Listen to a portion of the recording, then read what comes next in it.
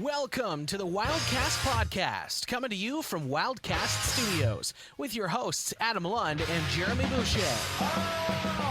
Welcome back to Wildcast Studios for another episode of the Wildcast podcast, presented by Alpha's Appliance Solutions. Right now, to the end of the year, they got the Gen Air Luxury Redefined event. Save 10% when you purchase one, 15% when you purchase two or three, 20% when you purchase four, or 25% when you purchase five or more eligible Gen Air products. In-store only, 25 Halifax Street, Moncton, New Brunswick. I am your host, Adam, and I am joined by your favorite co-hoster and writer for Rocket Sports, Mr. Jeremy Boucher.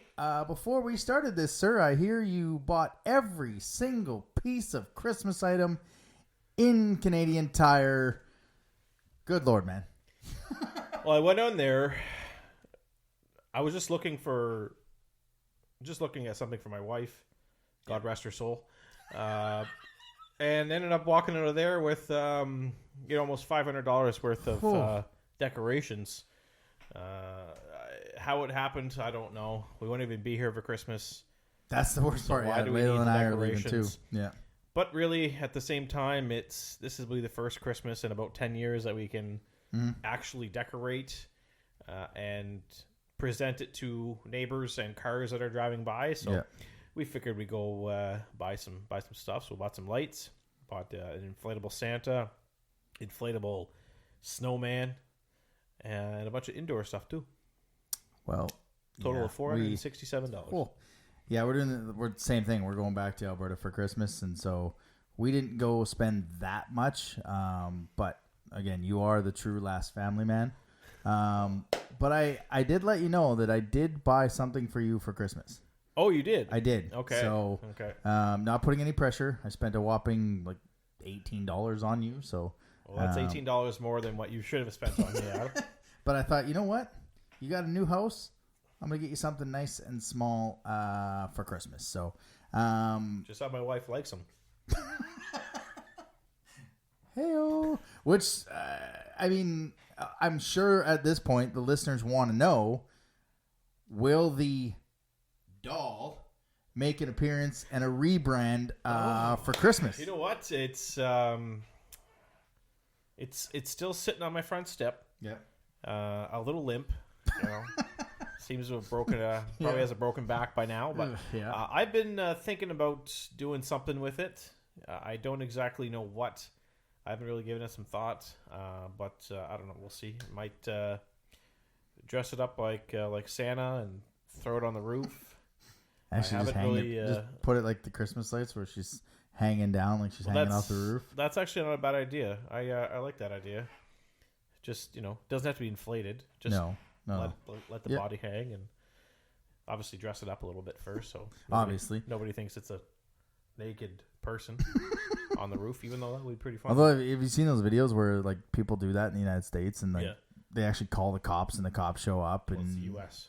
Yeah, people get in a lot of trouble for doing that. And I mean, tell all our listeners as well. I mean, you had a much better week than I did. Mm-hmm. I just worked all day. But you worked all day, but you worked in the booming metropolis of middle of nowhere, New Brunswick. Yes, I was in Doketown, New Brunswick, all last week. Yeah. Beautiful town, beautiful people. There was one restaurant open on Mondays and Tuesdays and Wednesdays. So we were there pretty much every meal.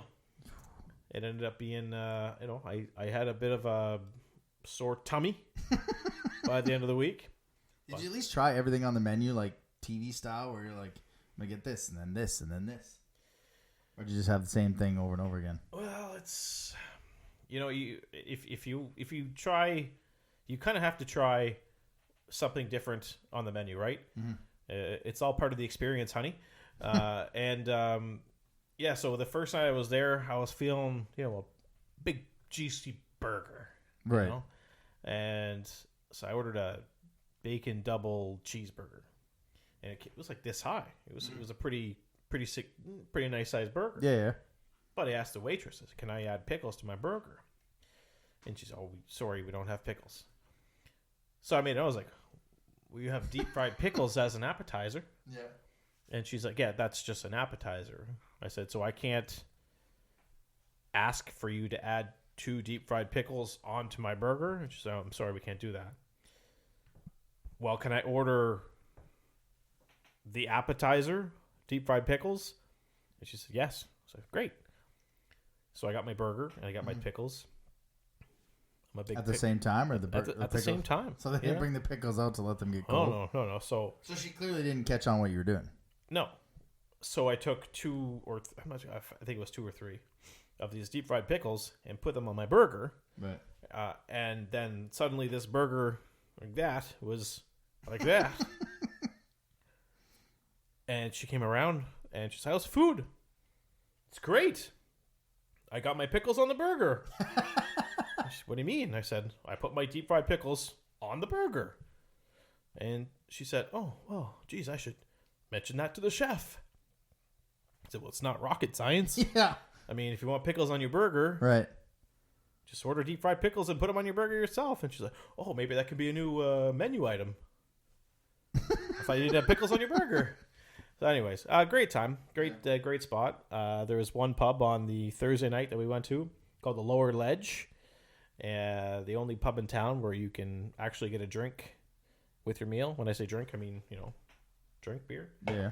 And so that was beautiful restaurant. I can see why it's closed on Mondays, Tuesdays, and Wednesdays because it's probably not busy.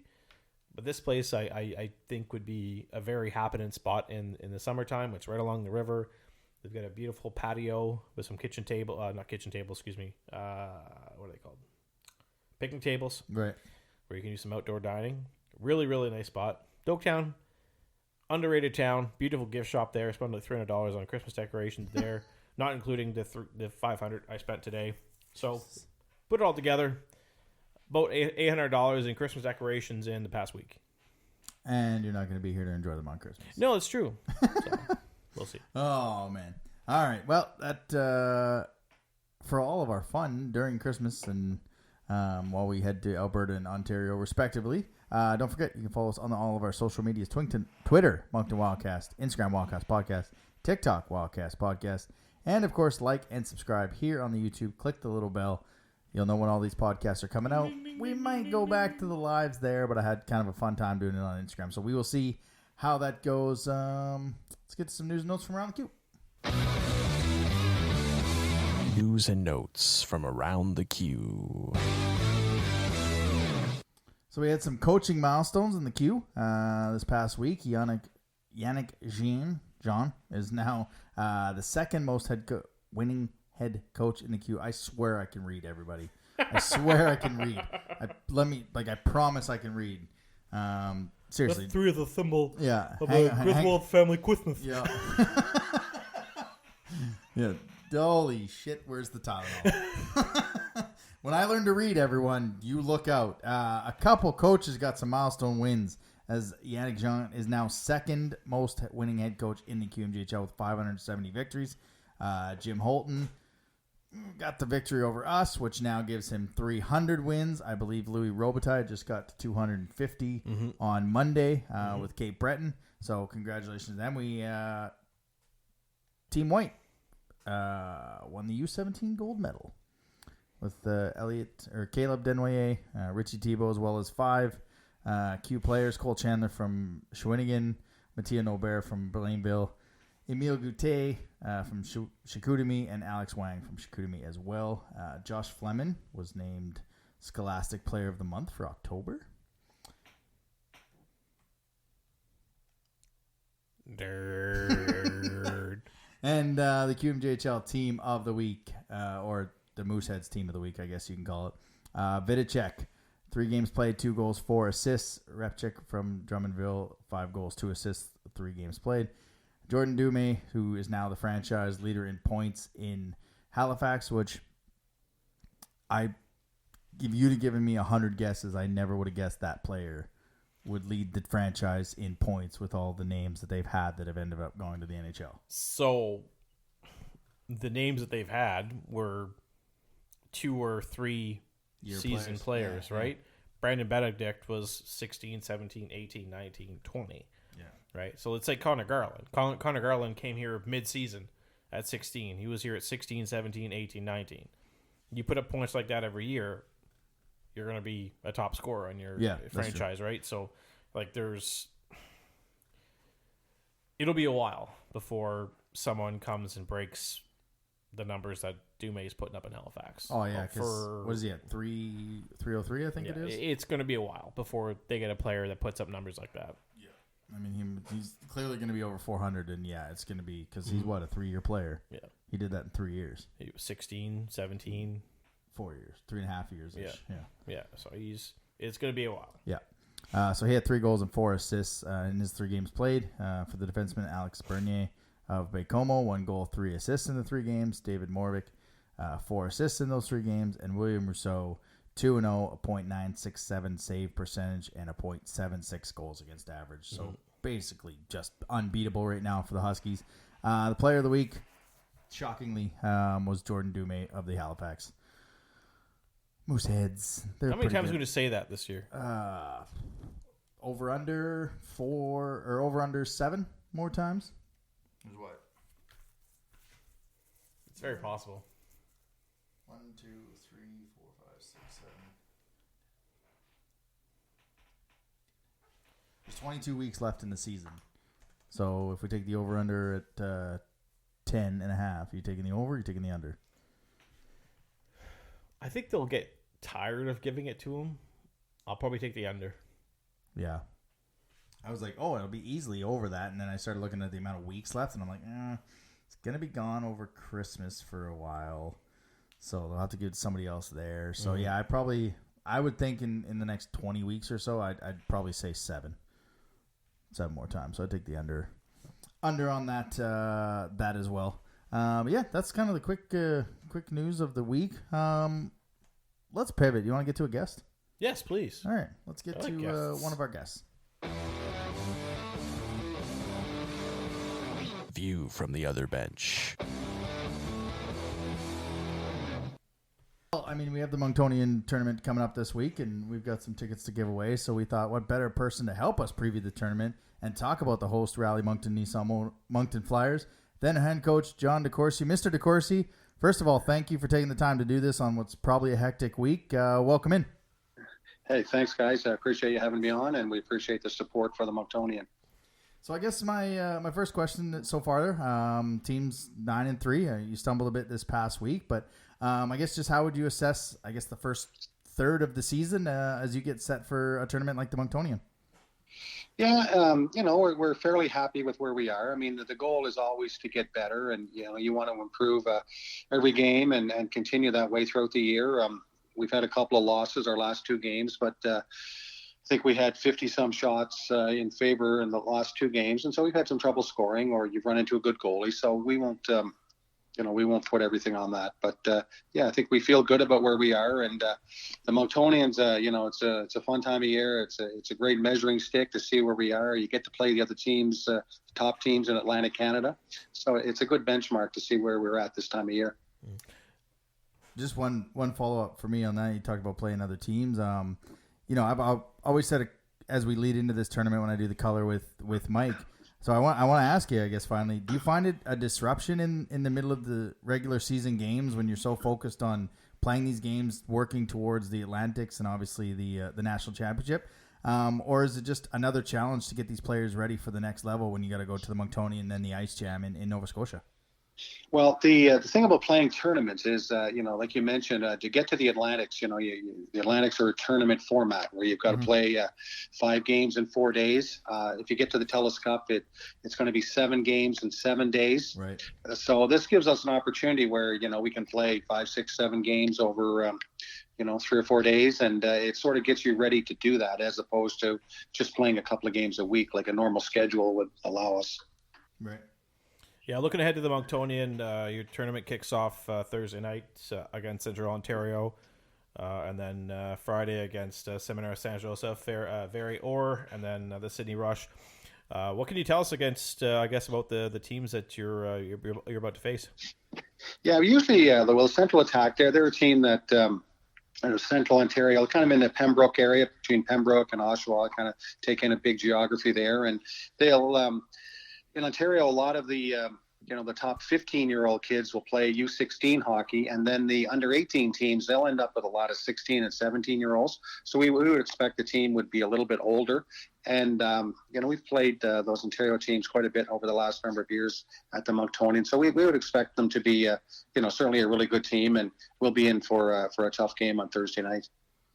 So, like I was on the last game doing the color, and I made the comment that the names change, but the philosophy always stays the same. And, you look at some of the players that you got coming up, and you got a very experienced defense core, but one of the guys that I was really impressed with was Jacob Gucci.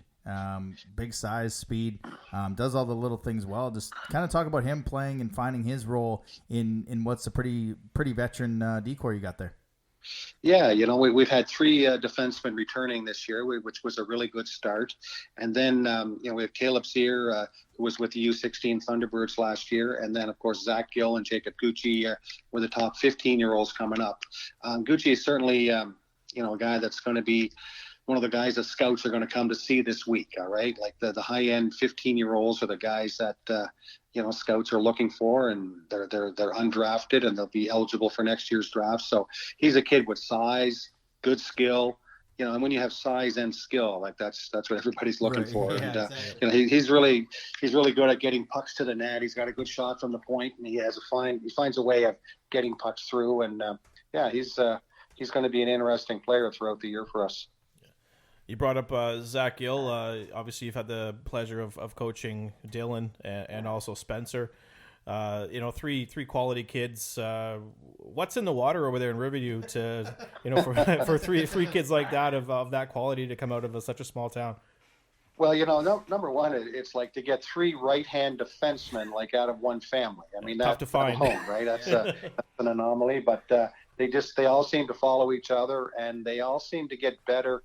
Once they sort of like second-year bantam, like when they're 14, into their 15, 16-year-old seasons, then they just seem to take off. And, Zach's, probably going to follow a similar path, that his brothers did. And, they've all excelled when they've gotten to our team, and they've all ended up, Spencer and Dylan now having very successful careers in the queue.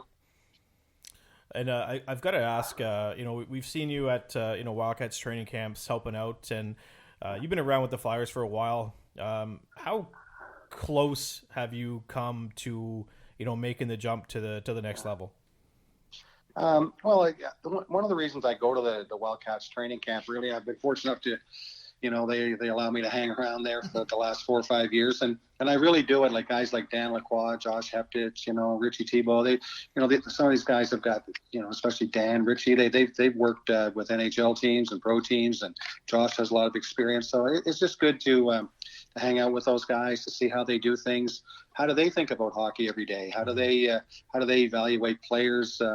How are they preparing their teams every day? And so that's really the fun part for me, is just seeing how they do those things, and then take those good ideas, take them back to our team. The goal with our team is to get players ready for the next level, and so you have to understand a little bit what that next level is and what it means, and help to prepare them for it. Yeah, and some of those players that, like I said to Jeremy off camera, I'm sure there's many that I don't know that made it to the next level. But since I've been here and since I've been calling games, Preston Lounsbury, Luke Patterson, Cooper Cormier, who just scored his first, Wheeler. Just how much involved are you getting these kids to the next level? And what is it about this program that's just continued to pump out so many good QMJHL players? Yeah, well, that's the number one priority.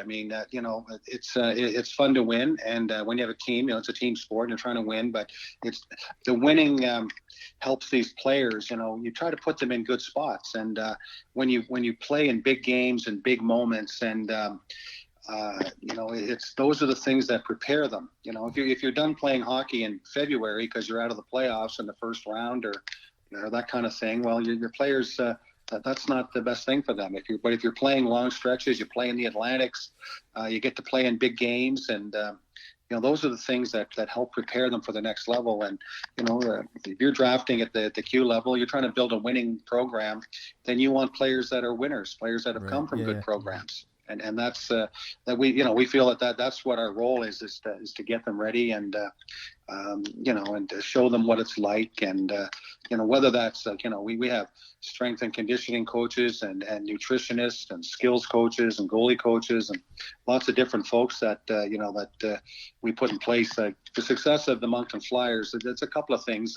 Number one, you need good players coming through the system, and we've been very fortunate, in the Moncton area over the last, I've been there the last 15, 16 years, that a lot of good kids are coming through. So that's number one. Right. But we have a group, 15, 16 people, besides, myself, other coaches and physiotherapists and trainers. And, we've got a board of directors that behind the scenes do a lot of work and, do things like run the Monctonian this week and help raise funds so that we keep hockey affordable. And so I tell people every day is that there's 15, 16 people like doing something today to help the Moncton Flyers be better. Right. And I think that's the key to our organization, quite honestly. Yeah, and that's the thing. I mean, you were welcoming enough to show me the room and stuff like that, and it's basically a Q locker room in a very small space, and you're just showing kids what it takes to get to the next level. And it's like I said many times, the names on the back don't matter. It's the system that these kids learn to play and are able to have success at the next level. And they learn that from going through this and all U18 hockey. I started off at the top, so I'll just kind of finish it with it. The Knights, the Wild, the Caps, they're all kind of right in there with you. I know a couple of the past years, you guys kind of been a step ahead or so. It kind of looks like this league on a whole, just kind of the competition's got a little bit better. Just how do you assess this league so far moving into the tournament? Yeah, I think that the league this year, there's a lot of balance. I mean, it's anybody can beat anybody on a given day, and I think that's good. A good competition. It's you don't want to have easy games. All right, that doesn't help. That's no fun for anybody. So I think this year I think it's going to be very competitive, and the focus for us is just to try to get better. You've got to be better at the end. Okay, and that's the key. And it's like going into this tournament. Someone asked me the other day, okay, what's the goal in the tournament? Well, the goal in the tournament is you got to get to the playoff round. Yeah. And so, you've got a 3-game round robin, and somehow you've got to come out of that. And, you can't win the tournament if you're not in the playoff round. So our first goal is that you got to get to the playoff round, and you want to be playing on Saturday night. So that's what we're focused on right now. Yep, that's you can't win a championship if you don't get to the playoffs. So that's whether that's the season or whether that's in any of these tournaments. Obviously, I know you're very busy in this week leading up to it, as you got a game, I guess, when this comes out tomorrow night. And so we really appreciate you being a guest on our show and taking the time to promote the Flyers. And I mean, the stage is yours if you want to kind of promote the tournament a little bit more there, John. Well, thank you very much, guys. We appreciate the support from both of you, and appreciate and congratulations to you guys for all the good work that you're doing. And you get to talk about hockey every week, and you get to share that. So that's great. And so the 42nd Bauer Monctonian kicks off this Thursday, and at 7:00 on Thursday night is the opening ceremonies, and then we'll be in that game against Central Ontario. So we'd like to see a big crowd at the rink, and look forward to having a good weekend. And thanks again to you guys. No problem, and you heard it right there, everyone. Get to that rink, and you don't see an Ontario team that often again. Thanks for your time there, John. Okay, thanks, guys. See ya. Thanks, John. Thanks a lot again to John for joining us. Especially we love, in a busy week. 100%. We love having guests, but are they really guests, Adam? Because to me, they're family, not just strangers off the street.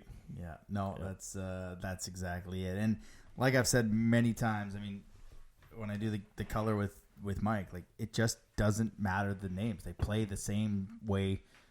They were supposed to be kind of a younger team this year, and Nika Jean, a prospect of the Wildcats, and Austin Sanchez. I mean, they're the top 2 scorers. I mean, it's going to be a good tournament. And like you said, they're playing Central Ontario. How many times do you see an Ontario team come through Moncton to play high-end hockey? The Wolves. No, you're right. They're Central Ontario. I think they've been here before because I remember watching them. Because there was a kid I really liked on their team maybe 3 or 4 years ago when I was on I was on some of the Wildcat scouts to get him into town as a free agent. So I know they'd been here before, but at the same time, maybe it was a different team. No, they've been here before. Yeah, I think so. Yeah, no, they'd been here before. But yeah, you're right. It's we get that's not my full beer. This is my full beer. Yeah. My apologies, I was like, folks. where are you going there? This is one. That's what one can do for you. No, Central Ontario, like exactly what Coach DeCourcy said. He's been doing, like he said, he's been doing this for 15, 16 years. He hasn't aged a day. No. He looks... Winning will do that to you. Yeah. You don't have the stress of losing. But I think they're based out of Lindsay, Ontario. So like you said, they're kind of in that middle between Pembroke and Peterborough and Belleville in that area there. So there's probably some players that, the OHL has that U18 draft. They've got their U16 and they also have the U18 draft. So very possible that we see a player from from that team this weekend that maybe gets drafted at the U18 level. Seminaire Saint Foisson, that's like a prep team in Quebec. It's so that's not the usual teams that it's right? not. It's prep. So is that a step down? I would say that's 2 but... steps down. Okay. From the AAA level in Quebec. Because you have the U18 level, then you have the what's called midget espoir, but then you have the prep level. So I think it's prep So it's level. different than the Flyers and the Vito's and then Rothsay, right? Like that's a different. I would think it's between Rothsay and the Quebec squad would be comparable, right, in terms of competition level. And then the Sydney Rush, it's Sydney Rush. Yeah, they're we Nova Scotia team. Not from Australia. So G'day, mate. G'day, mate. I'm gonna throw some shit on the barbie. But yeah, I mean, we tried to have the Movember donations as we've started to kind of grow them. Didn't get any donations, so now we're gonna have a like and share post. So if you want to go to the Monctonian, and I'm not just one game or one day. These are 4 full weekend This includes passes. Championship Sunday. Yeah, this includes the Q Prospect game, I believe, right? I hope so. Yeah. So I mean, this is easily the cheapest way to see these games. But if you don't win these tickets on our like and share post, this is the cheapest you're going to see the next level. So last year you had a chance to see Zach Wheeler, Cooper Cormier, Preston Lounsbury a couple of years ago at $5. Yeah. Now you got to pay $20 to see them, and that's the thing is you see these kids at U18 for the cheapest you're going to see, and then you're going to see them at the Q for even cheaper before they get to the next level. And that's why you got to support local. You got to support junior hockey. But speaking of junior hockey, we should probably talk about the junior hockey team, eh? That we're here for? Yeah. Yeah, I guess so. All right. Weekly Rewind. Sometimes I forget which drop is the loudest of them all. But the Wildcats go 0-1, 0-1 on the weekend to bring the record to 13-5, 1-1 for 28 points, which is now good enough for third in the conference, second in the Maritimes. Another game versus the Islanders, another hard-fought game versus the Islanders. The Wildcats don't pull this one out. It's now 3 games on the season. They have 1 win, 1 OT loss, 1 shootout loss. But, I mean, this game, like we've said, I don't know how many times, we're going to look back on this in March when we're kind of qualifying for the playoffs and we're getting close to clinching and getting close to Clinchmas, and where's this extra point going to put us in the standings? And the worst part of it was 5-2 and they lost 6-5 in a shootout. And I think that is the worst part is, again, they lost a lead at home. And, well, not lost a lead, but they just didn't play 60 minutes. You're up 5-2. You score 5 goals, you should win that hockey game. Oh, 100%. I told you we should have went to Hawaii. It's just one of those games where 5-2 lead. There was also, I think it was a 4-1 lead as well. But the one thing I took away from this game is there was no in-game adjustment. Everybody knows that when a team pulls their goalie, it's going to energize that team. Yep. And it energized the Islanders. And on the Wildcat side, there was no, like I said, there was no in-game adjustment. Nothing's changed. It's kind of frustrating because it was 2 points that really 1 point that we lost, and they can be hard to find at the end of the season. But no, this is a game that we should have won. We let it slip away. It just we'll say it again when we get into the Twin game. It just wasn't good enough. No. They took the foot off the gas. I think they pulled the Leafs. They saw a 4-1 lead being enough to win, and it came back to really bite them in the ass. Yeah, and it's not like it's that one team that you see twice a year. Like, what this team is going to be, and I said it on the live post game, and I said it last week. I mean, the first game after a road trip is always the toughest. Well, guess what? Charlottetown had the exact same road trip. Mm-hmm. And maybe it was a little bit easier for them to kind of be in that road trip mentality. But Jesus, shots were 18-9 for Charlottetown. Mm-hmm. Like, if it's not for Keegan Warren, we're not talking about a 5-2 lead that got away. We're talking about losing 5-2, 6-2. Yeah. Like, he was, I talked to, I messaged you and said it was Warren going, and I talked to a couple fans that come into Moncton Honda about Keegan playing, and I said, like, it's just a good feeling to know we got two goaltenders that we can roll out at any point that can get 2 points. Mm-hmm. And I'm not putting this on Keegan at all. Mm-hmm. But when you're bang on. When your starter gets 13 shots and the backup and only, 8 saves gets pulled, the backup comes in and only gets 14 shots for the rest of the 40 minutes. Yep. There was no adjustment to get more shots on him. Mm-hmm. And That's the one thing that that I was kind of frustrated. Don't piss me off, Art. There was nothing in that game that had them. They lost it. They took the foot off the gas, and they basically allowed Charlottetown back in this game. Yeah, and it was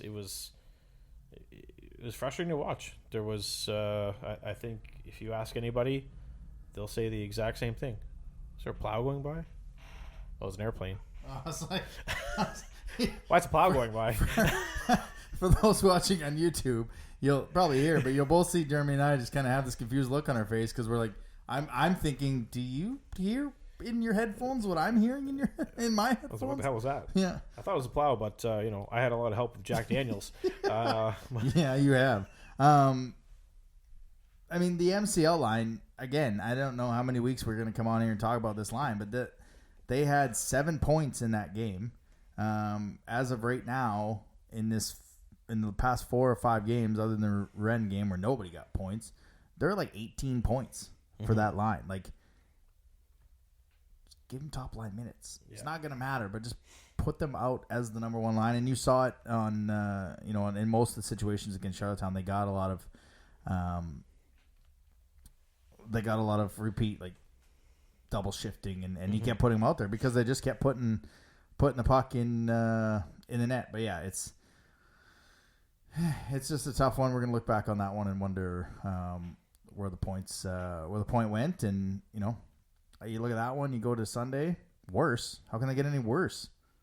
Take a look around you. We're at the threshold of hell. It felt like as Shawinigan and Max Barbashev come in and get a 2-1 victory, and there wasn't.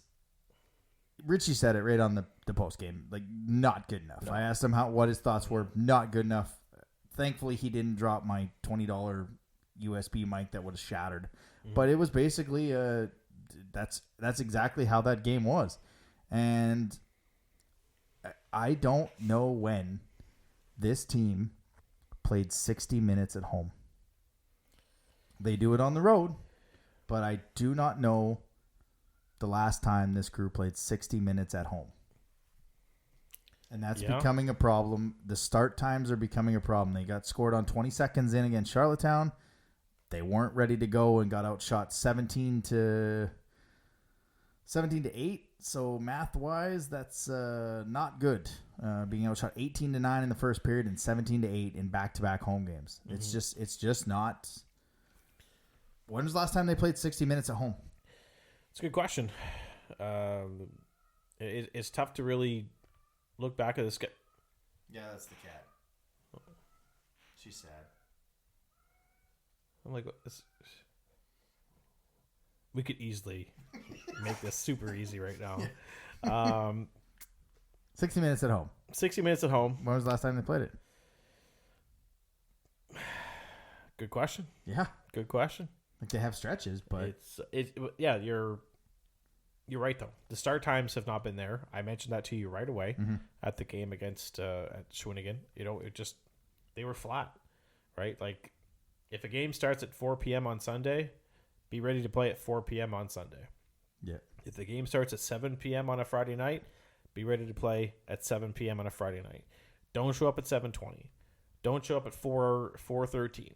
Be there, ready to play. And that's what's, I think they're just not there, right? because Is your house on fire, Clark? No, I don't think it is. There's plenty of room to get better here. I love riding in cars. yeah, I mean, who doesn't? Yeah, I mean, Halifax 3-1. It wasn't 60 minutes. Victoriaville wasn't 60 minutes. Blainville, they started on fire and then kind of let them back into the game. Bathurst, maybe in October. Val-d'Or was the same thing. They got out to a hot start. St. John, I mean, Quebec, they had the injuries, so they kind of weren't going there.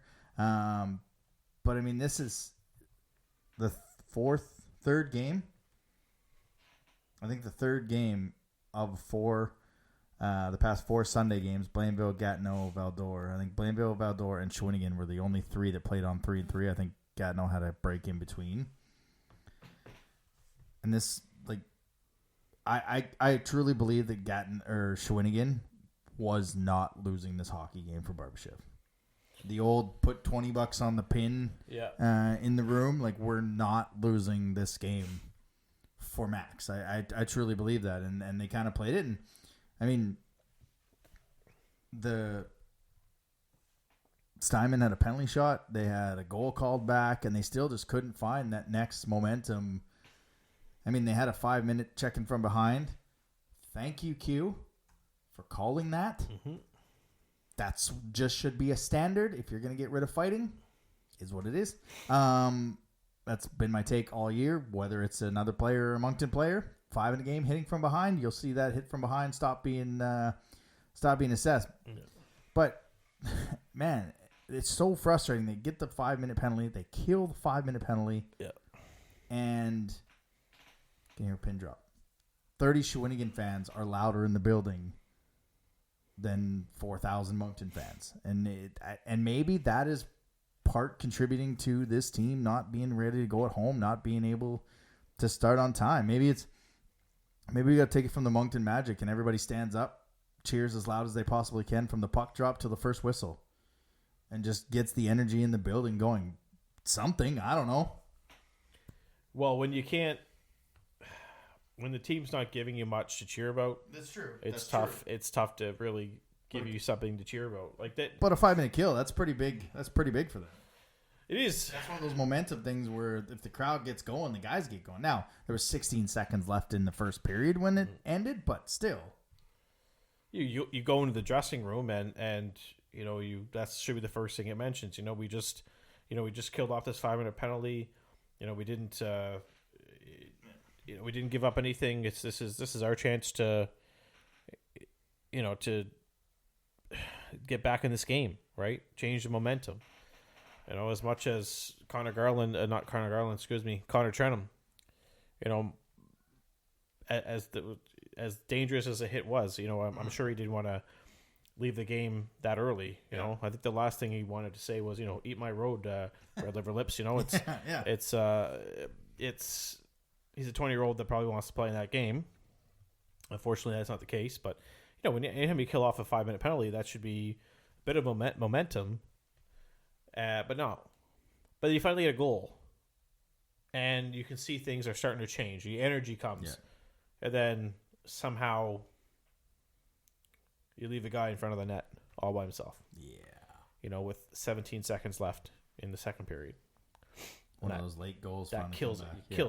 Kills you. After you spent over 35 minutes trying to score a goal, and you get one, and you're okay, let's go. I honest to God thought that was gonna be the turning point of the game. Yeah, was that Collard goal, and you go into the second intermission tied, and you come out in the third period, guns blazing. Nope, no, that late goal was backbreaker. Yeah. So yeah, that's just it's almost to a point of welcome to our home. What's left of it, but yeah, they gotta get it turned around, and they will. I mean, you go on the road, you got Bathurst, you got Cape Breton, but before we get to a preview on that, we had a nice little chat with Max before the game on Sunday, and so we're gonna go to that chat now. What's up, Fat listeners? Welcome in. Jeremy and I are here with former Moncton Wildcat Max Barbashev of Shawinigan. I guess just how's it been so far this year, and what's it like to be back in the Avenir Center this time as an opponent? Yeah, it's been great. I was excited to get back here. A lot of memories. So just can't wait to start the game. Your first time in Moncton wasn't obviously as a Wildcat. I remember the picture of you at the practice at the Coliseum with your brother. What did it mean to you to wear the Wildcats jersey for 3 seasons? It's been it's been special moment for our family because I watched my brother when I was little here. I was going to the games and got drafted here, and it was just a special moment to me to wear the jersey and play here for Wildcats. So obviously, speaking of your brother, he scored some big goals in the NHL. You scored one of the biggest goals in Moncton history in recent memory, Game 7 overtime. My poor wife, I almost took her arm out of the socket. I was jumping. I was so excited. The building was loud. He almost took out time in there. Just what was that moment like for you to score such a big goal in a Wildcat jersey in a team your brother played for? Yeah, it's been a great moment because we had a really tough series. Yeah. How many games we played? 7 games, and 5 of them was in OT. So it was tough. It just was mental health to who's gonna go next, and just got lucky that I got a chance to go on the breakaway and score that goal, and just try to put the monkey from my back. Didn't know what to do, but no, it's been great. It's been a great moment. It's obviously one of the best goals I ever scored in my life. Looking back at the trade to Shawinigan, when did you find out about it, and just your overall thoughts on the deal? Yeah, I kind of knew that the trade was coming after the season right away because as a 20 and import player, it's tough to stay in a good team because they obviously want to get better, but I guess it is what it is. It's hockey. You never know what's gonna happen. So it's obviously sucks when you get traded, but like I said, it is what it is. So you're up with Rangers camp and into Hartford there. What was that experience like being in the, coming from Little Moncton into New York? I mean, I know you've been to St. Louis and Vegas and stuff like that, but just in New York is a whole different world. What was that camp like for you? Yeah, it's been a great experience because, when you have a chance to watch pros, playing and see how they work out off the ice, on the ice, it's just, great experience for you, and you just pick up from them a few things and trying to get better, and that's what I try to do. Try to, be on my best and to be better, 1% better every day.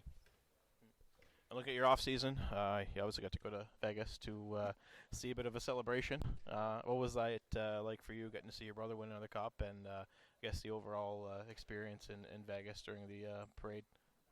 Yeah, I was there for second round. I was there since second round playoffs. Watched them play. It's been great, especially seeing your brother winning the Stanley Cup. It just, like I said, it's a special moment for whole family, and it's a lot of motivation for me to keep working and maybe one day do the same. Well, obviously, Max, we want to thank you for taking time with us before the game. Continued success this year. Maybe not today, but we'll let you get one goal if we win. But, continued success. Well, we didn't let him get one goal, and we didn't win. So, all in all, it was not bad. But, I really enjoyed our chat with Max. He's a good kid. And, I don't know if you'd heard, but his brother did play for Moncton. I think I said that about 8 times. Yeah.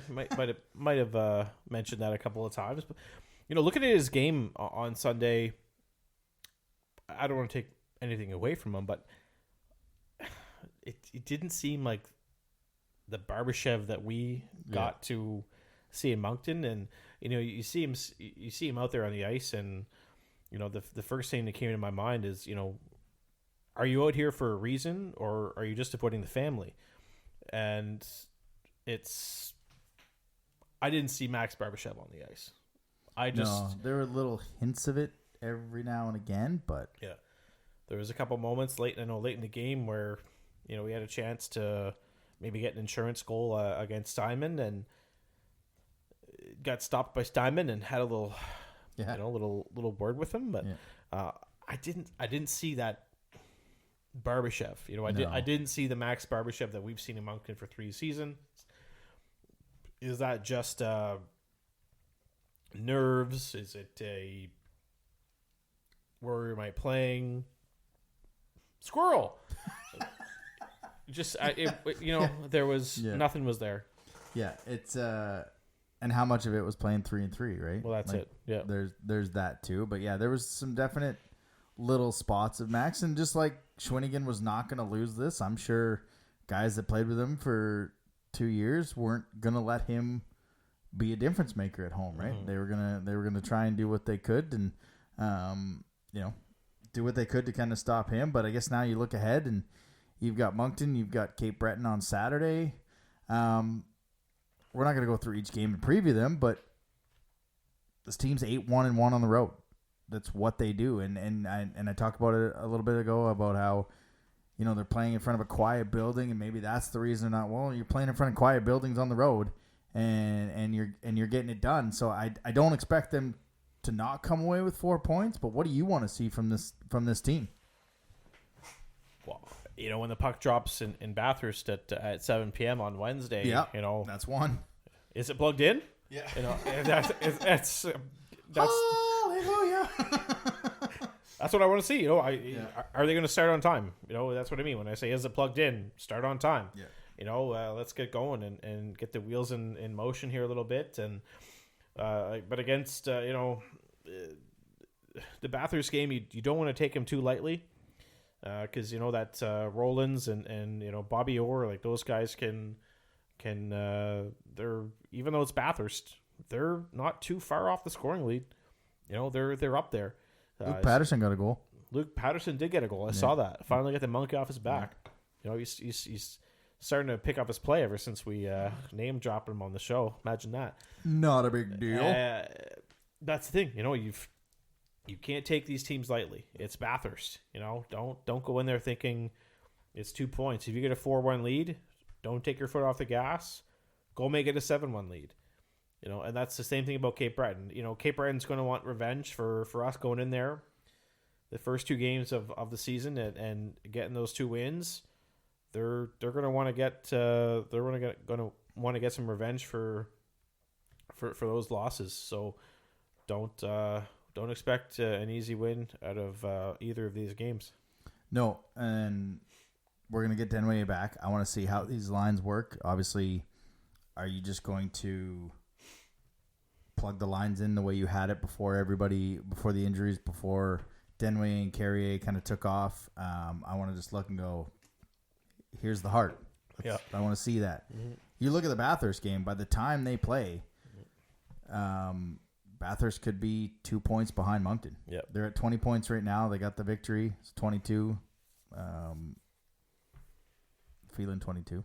Mm-hmm. Then they play Charlottetown. I mean, they get to that. Sorry, they'll be 4 points behind Moncton. And all of a sudden, they're right there with us if we lose to Bathurst. And so I just want to see what this team kind of looks like. I want to see them go back to what they were, and it might take a bit with the new lines, and maybe that was a small part of it against Shawinigan. You had Lotion come back in his first, you had Carrier come back in his first, so the lines were a little bit different. Everyone's just kind of trying to find their way, but we're going to get a rested Denoyer back, so that should be, you should see that top line of Denoyer, Loshing, and Mercier, and just I want to see what the lines together look like. Yeah, no, for sure. It's going to be great to get Denoyer back in the lineup. He's got a little bit of a Mississippi leg count in him.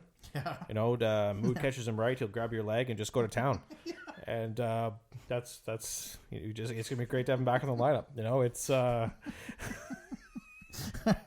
people are going to start to catch on. I would really hope so, because if they don't catch on, they're going to catch on to the very last thing I say. Later, dudes. All right.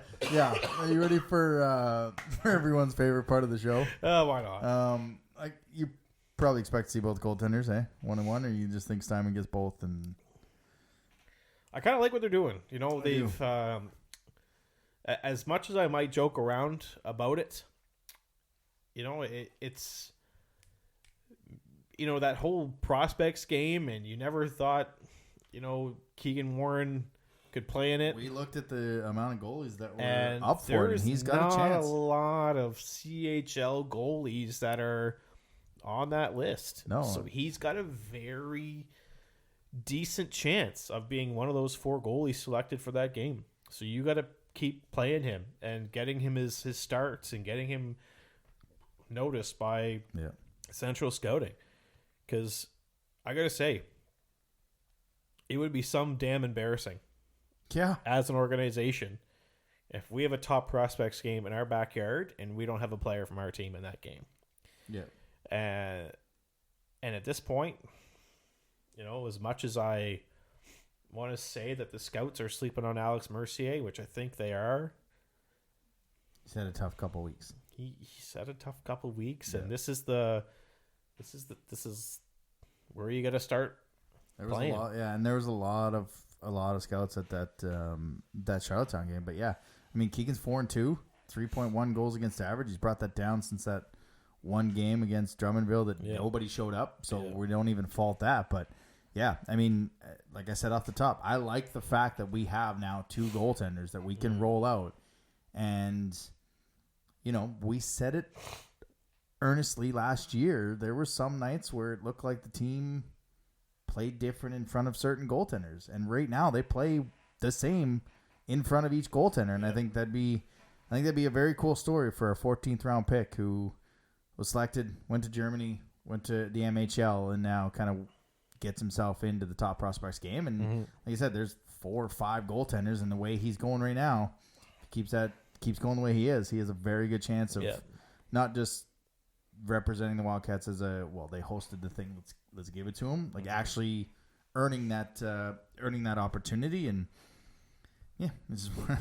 Moncton's just getting everything 1 year too late. Yeah. Prospects, Moran, that would have been nice, but obviously Bedard, draft, first overall pick, had to go back to Sherbrooke. We get it again. So, like I said, you ready for everyone's favorite part of the show? Yes, I am.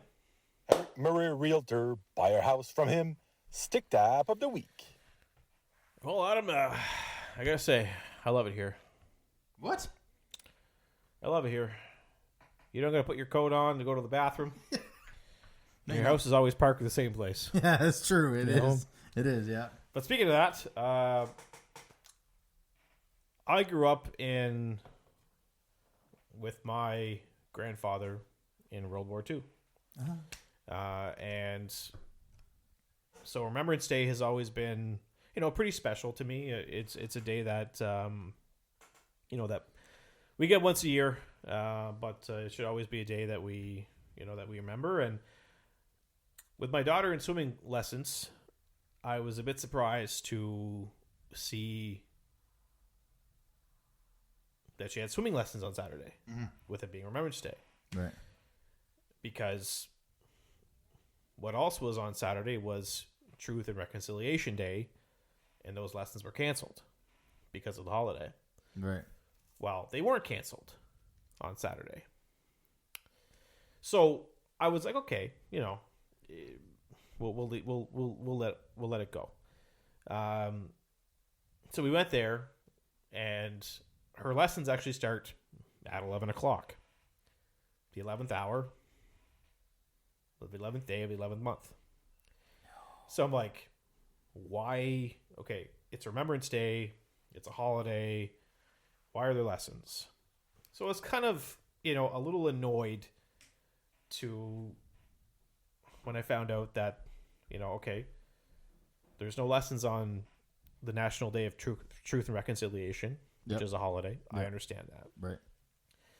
But why is there lessons on Remembrance Day, especially for a class that begins at 11 a.m.? Whew. So I went there, and this is where the stick tap kind of comes into play. I was like, this is I'm bringing it back in. I'm just more or less telling the story right now. Got it. So the stick tap is to the staff at the Pat Crosman Memorial Aquatic Center, who are also employees of the town of Riverview. We show up there, and they say, at 11 o'clock, we're going to blow a whistle, and we're going to do a 2-minute moment of silence. And so your class is going to be delayed 2 minutes for that reason. So they actually allowed it, as upset as I was, Right. they redeemed themselves. There's that Facebook page, hits and misses. Well, when I saw there was a swimming class on Remembrance Day, to me it was a miss. Yeah. Right? But they flipped it around and made it a hit because, they were stopping the parents and the kids from coming into the pool and saying, FYI, at 11 o'clock, we're going to do a 2-minute moment of silence. And if there were people that were late, the door was shut. Right. So no one could walk into the pool during the 2-minute moment of silence, which I thought was a really good touch. They really brought it back in, where I was going in there kind of upset. Yeah. Because that they would still have swimming lessons on Remembrance Day, but they had them canceled on another holiday. So it kind of hit me a little different. But I'm glad that they took the time to make sure that, when I would have been home doing my moment of silence, Right. I had to be at a swimming pool, and they took the time to, still allow myself and the others to do the same. So I just wanted to kind of bring that one to the attention of everybody. I thought it was a really nice touch. And so that's for you, to the Pat Crosman Memorial Aquatic Center staff. The Stick Tap of the Week, sponsored by Eric Murray Real Estate with the Remax Avante team. If you're looking to buy or sell a home in the Greater Moncton or surrounding area, make sure to check him out on social media or give him a call at 506-863-8802. Grace, she passed away 30 years ago. It's people that make the difference. Little people like you. That's what you said to him, right? Amen. All right. That brings us to the Wildcast. Save the neck for me, Clark. God, I really hope people have figured out what we're doing because, man, if it doesn't, they are going, this show has gone off the rails. So that brings us to the Wildcast Wildcat of the Week. Right now, they've got right now until November 20th, they got the buy one spa service, get 40% off, equal or lesser value as well. Don't forget they've got the loyalty card. When you book 9 spa services, you get 1 free. If you want to take advantage of this, call to book your appointment 506-830-1224 or book them in person at 1224 Mountain Road. This is going to sound an awful lot like last week. The MCL line was great last week, and again this week was no different. Last week they had a player that had 4 goals in those 3 games, and this week they had one that had 4 goals in 2 games. Hat trick on Friday. Again, that Mueller Lounsbury, like I said in the recap, I think they got 18 points between the 3 of them in these past 4 or 5 games. So your Wildcat of the Week is number 15, Vincent Collard. And that, my friend, will do it for this episode presented by Alpha's Appliance Solutions. Don't forget, they've got the Gen Air Luxury Redefined event from now till December 31st. Save 10% when you purchase 1, save 15% when you purchase 2 or 3, 20% when you purchase 4, or save 25% when you purchase 5 or more eligible Gen Air products in store only. And in store is 25 Halifax Street, Moncton, New Brunswick. There you go. Thank you. Appreciate that. It's a letter confirming your reservation at the Nut House. Appreciate that. Oh, man, this is a fun show. Tune in next week. Once again, thanks again to the Shawinigan Cataract for allowing us to have a chat with Max Barbachef, and, of course, to the head coach of the Rally Molars Nissan Moncton Flyers, John DeCourcy, for jumping on, previewing the tournament, and just giving us the time. Don't forget those media coordinators, man. Yeah, they. That's the gift that keeps on giving the whole year. That year. is the gift that keeps on giving all year. Yep, they are doing an excellent job all all year so far. Don't forget, a couple theme nights coming up November 24th versus the Huskies. Corey Crawford night. So stay tuned. After we give the Monktonian tickets away, we will have another like and share post to win 2 tickets to that game. Mm-hmm. I really hope that building is full because as of Sunday, it looked like a regular 15 or 2,000 ish crowd. Yeah. Like it's. And it's good we're giving away tickets because, I can't even afford to be an elf. Not after the money you spent on the hop. And then November 30th versus St. John. It's hockey, fights, cancer nights. For Jeremy, I'm Adam. See you next week. Later, dudes. Thanks for listening to another episode of the Wildcast podcast. Follow us on social media at Moncton Wildcast.